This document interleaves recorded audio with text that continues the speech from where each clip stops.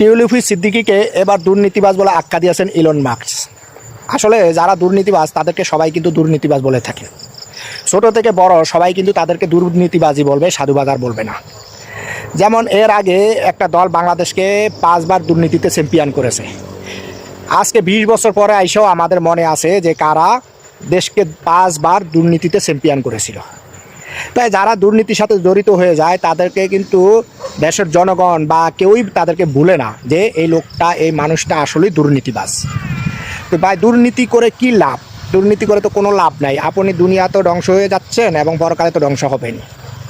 তো টিউলিপি সিদ্দিকী কিন্তু দুর্নীতিবাজ প্রমাণিত হয়ে গেছে এবং ব্রিটিশ পার্লামেন্ট থেকে তিনি পদত্যাগ করেছেন।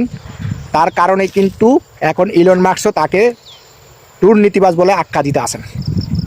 তো এই হলো আমাদের বাংলাদেশের নাগরিকদের চরিত্র।